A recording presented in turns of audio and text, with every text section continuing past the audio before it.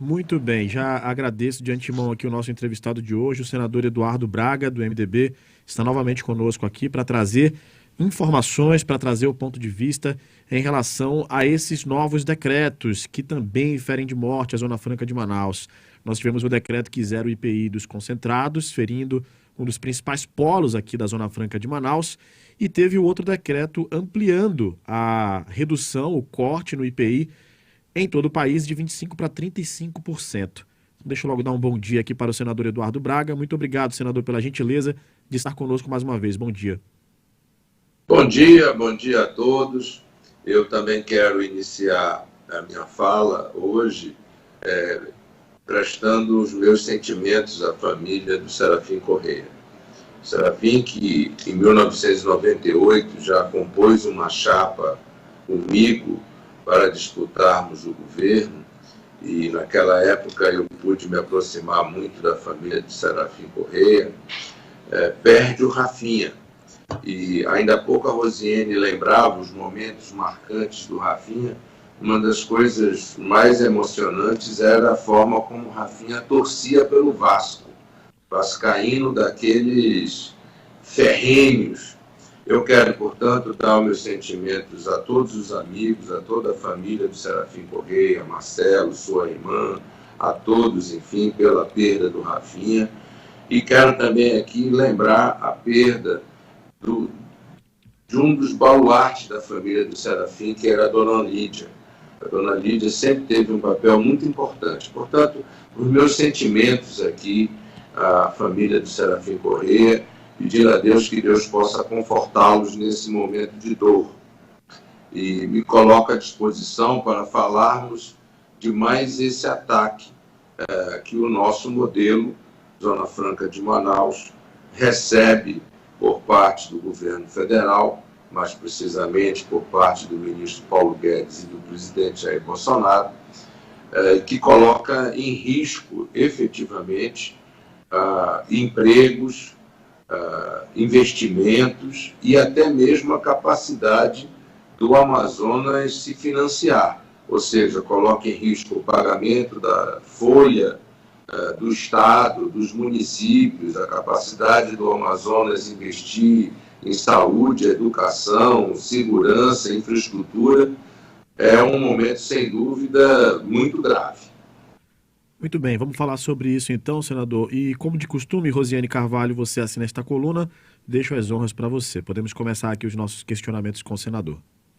Obrigada, Rafa. Senador Eduardo, uma das questões mais importantes que a gente ainda não conseguiu ter acesso a essa informação por meio das instituições que já deveriam ter se posicionado a este respeito, é em que medida além do desconcentrado, mas o outro decreto que amplia a redução do IPI de 25% para 35%, em que medida ele atinge ainda, ele avança mais em relação ao que é produzido aqui na Zona Franca de Manaus.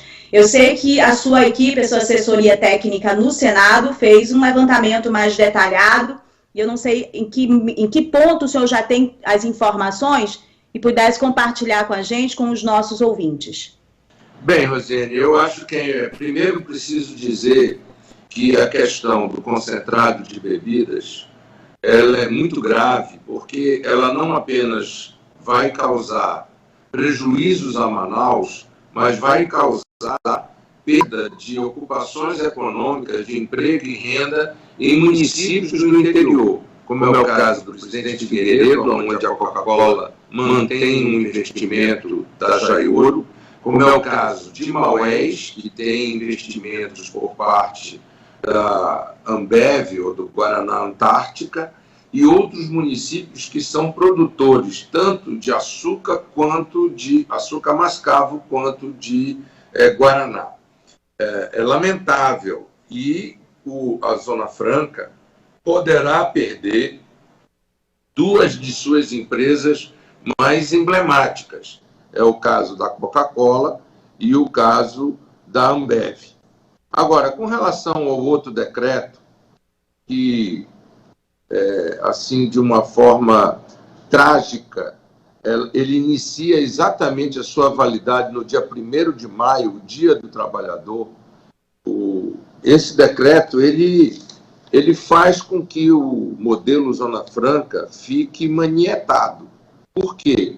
Porque ele só excepcionaliza 9 produtos e 1/10 ele excepcionaliza, mas com redução. Significa dizer, só um exemplo, para você poder compreender os ouvintes. Nós produzimos aqui placas de circuito impresso. As indústrias de placas de circuito impresso, elas são intensivas de mão de obra. Por quê? Porque por mais que haja tecnologia e máquinas para montar essas placas, a mão de obra é fundamental. Essas empresas, em média, têm 2.000 trabalhadores diretos.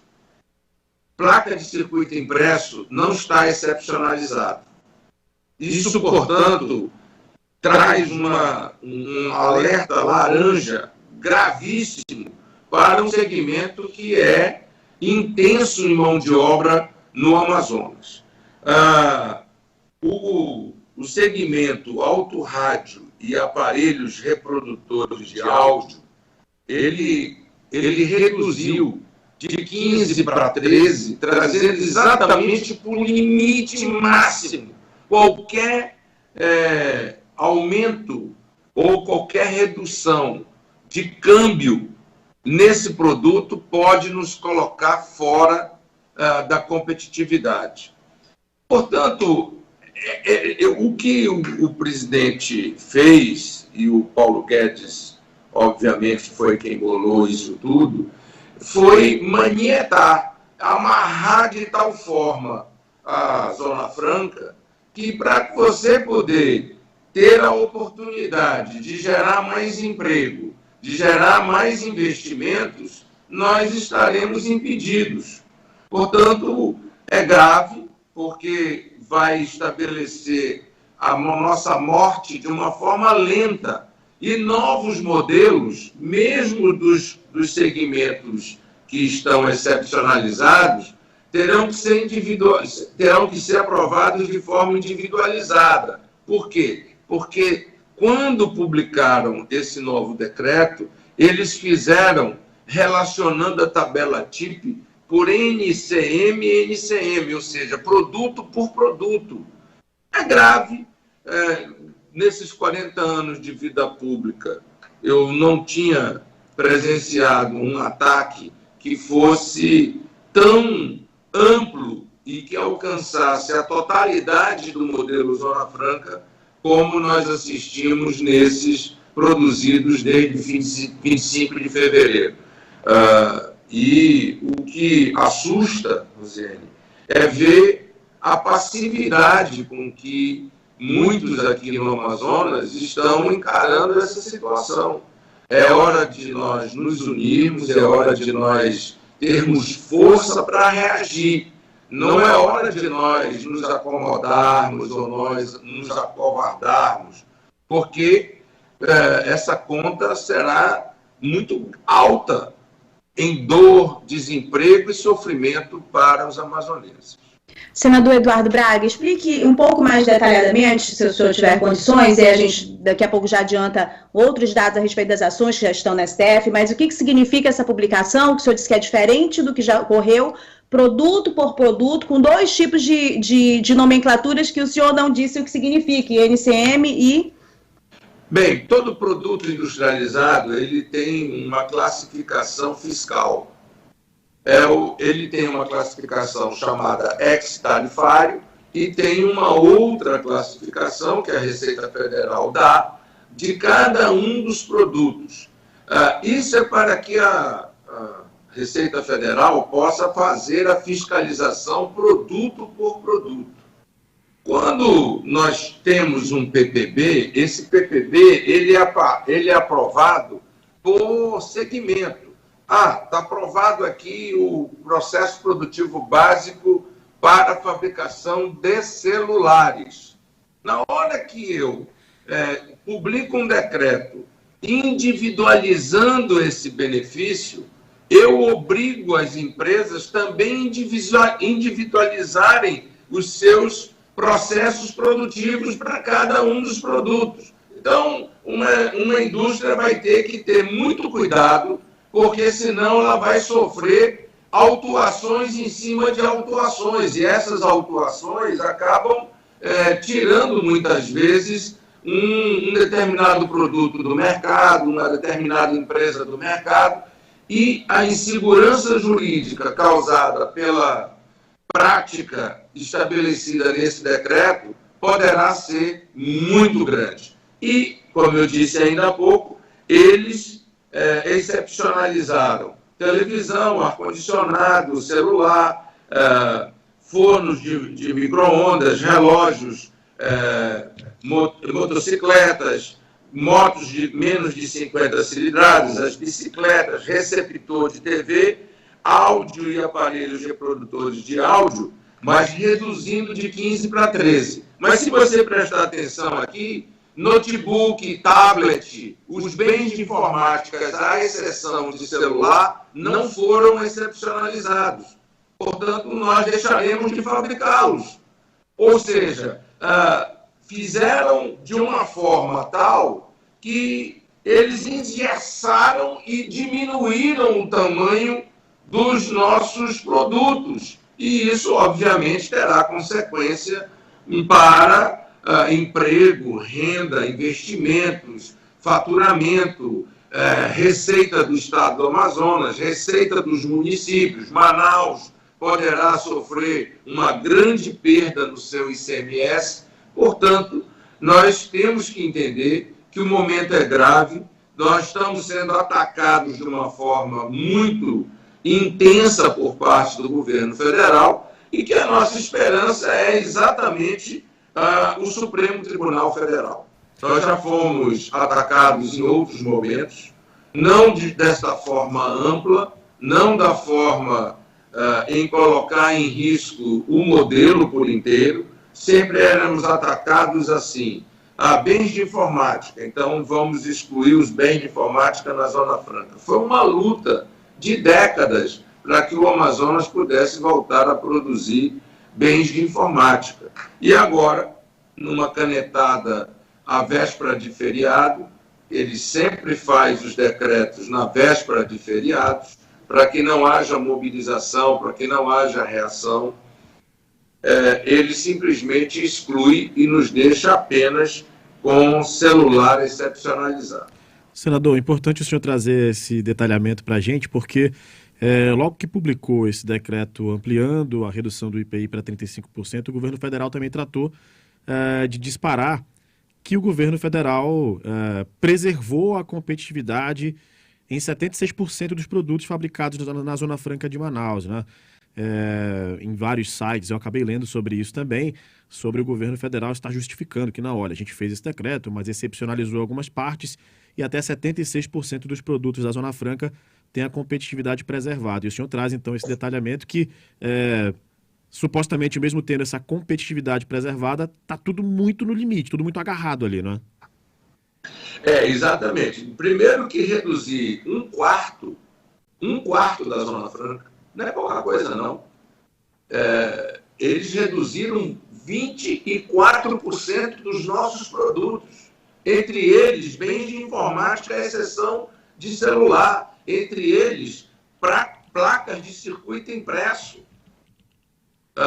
Redução de 24% da Zona Franca é reduzir em um quarto a Zona Franca. Agora, os outros 76% que foram excepcionalizados estão de tal forma amarrados, manietados, que sem dúvida nós teremos muitos problemas e as consequências serão muito, mas muito dolorosas para os trabalhadores, para o Amazonas e para os municípios, porque o ICMS é a principal fonte de financiamento da Zona Franca de Manaus e do Amazonas. Senador, inclusive, a gente tem acompanhado essa questão da judicialização, né? A esperança que o senhor falou agora há pouco realmente são as ações na justiça, mas mesmo lutando judicialmente e revertendo esse quadro, por exemplo, há uma avaliação de muitos especialistas na Zona Franca, de seus pares parlamentares também,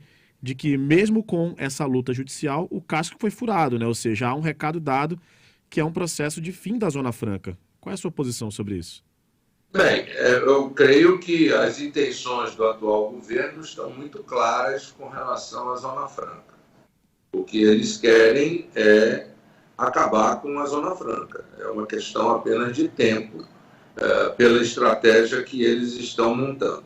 Obviamente que isso dependerá da força e da vontade do povo brasileiro, porque em outubro estaremos às urnas para decidir quem será o próximo presidente da República.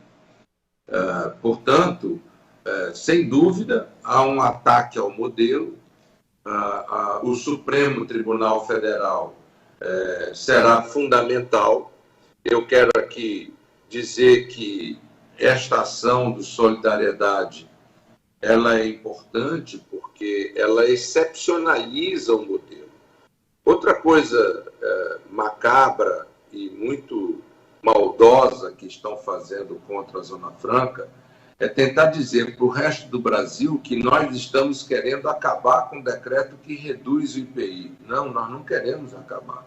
Nós somos a favor do decreto que reduz o IPI.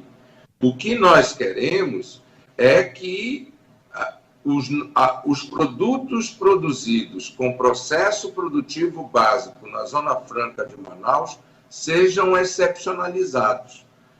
Eu quero explicar isso porque muita gente não entende o que isso significa. Significa que uma televisão aqui, por mais que tenha 15% de IPI, ela sendo produzida no Amazonas, ela além de ter o crédito presumido dos 15%, ela paga 0 de IPI.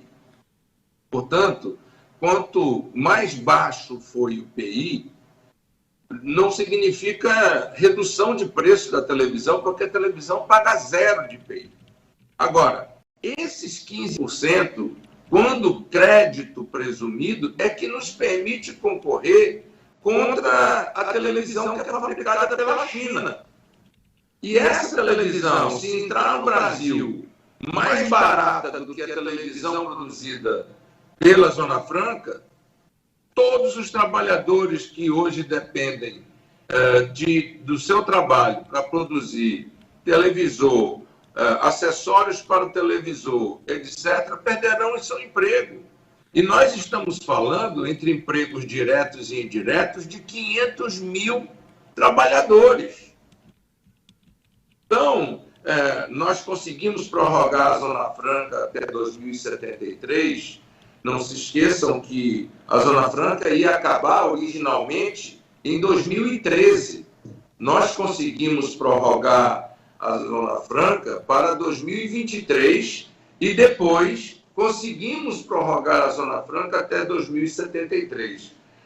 Mas ela não sobreviverá se ações como essa que o governo acaba de adotar continuarem acontecendo, porque nós estaremos manietando, amarrando, restringindo e dificultando a geração de emprego e investimentos na Zona Franca de Manaus. Estamos já pressionados pelo tempo e são muitas questões importantes. Eu queria só pedir do senhor, senador Eduardo Braga, eu vou fazer 2 questões, se eu puder ser o mais objetivo possível, para que o senhor possa responder essas minhas 2 questões. Tem perguntas de ouvintes também, e a gente está pressionado aí por todo o conteúdo da grade. Mas, dentro do que o senhor acabou de responder nas suas respostas anteriores, o senhor coloca essa redução, essa ampliação da redução de 25% por 35%, ela atinge muito forte o fim do setor de produção de bens de informática. E nesta mesma semana, a gente teve o decreto do fim do polo de concentrados. Então, assim, não é nada, é pouquinho, não. É muito, muito. Além da própria constatação do que o Rafael disse. Ninguém mais vem para cá, porque o recado foi dado. Olha, gente, a gente está acabando com aquela zona ali. A gente está acabando com aquele polo industrial ali. A outra coisa que eu quero lhe perguntar, que é importante a gente não deixe de registrar, o senhor está observando pelos bastidores, eu sei que o senhor teve também reuniões com ministros na STF para saber sobre o andamento das ADIs. E aí foi noticiado uma espécie de... Aliás, espécie não, foi anunciado como se fosse uma conciliação sobre IPI E é possível que a STF faça conciliação, se o STF precisa decidir se algo é constitucional ou não? E que argumentos são importantes nessa coisa que é apresentada como conciliação? Isso aí vai dar em alguma coisa, na sua opinião? Bem, você colocou muito bem. O Supremo Tribunal Federal é um tribunal de garantias constitucionais. Garantias constitucionais não é algo que você possa negociar. Ou você tem as garantias, ou você não tem. O que é muito preocupante quando a gente ouve um membro do Supremo dizer: nós vamos estabelecer aqui uma conciliação. Não é uma conciliação. O que eu ouvi do próprio ministro André é que o governo federal estava propondo compensações no imposto de renda. Rosiane, o imposto de renda que beneficia as indústrias do nosso modelo é em função da lei da Sudam.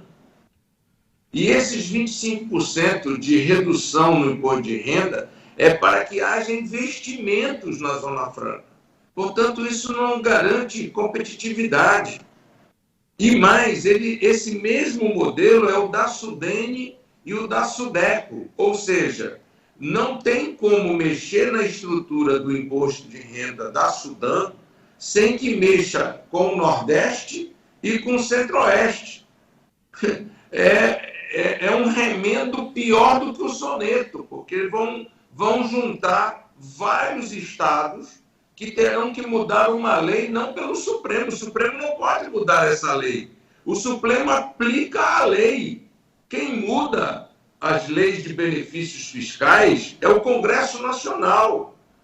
O Supremo compete a ele garantir os nossos direitos constitucionais. E eu espero, sinceramente, eu estive realmente com vários ministros do Supremo, expliquei detalhes de como funciona a Zona Franca, na expectativa de, mais uma vez, o Supremo poder fazer justiça para com o Amazonas e fazer cumprir o que estabelece a Constituição. Senador, a gente está chegando aqui no final da nossa entrevista já, mas tem vários ouvintes interagindo conosco. Eu queria lhe passar as perguntas deles aqui rapidamente. Tem uma pergunta que chegou por meio de 3 ou 4 ouvintes aqui, e essa pergunta é na questão política. O senhor falou em entrevista para a gente já que está trabalhando para viabilizar uma pré-candidatura, uma candidatura ao governo do Estado, e essa é a dúvida desses ouvintes, se o senhor ainda está nessa caminhada para viabilizar uma candidatura ao governo do Estado. Estou na caminhada em defesa do Amazonas.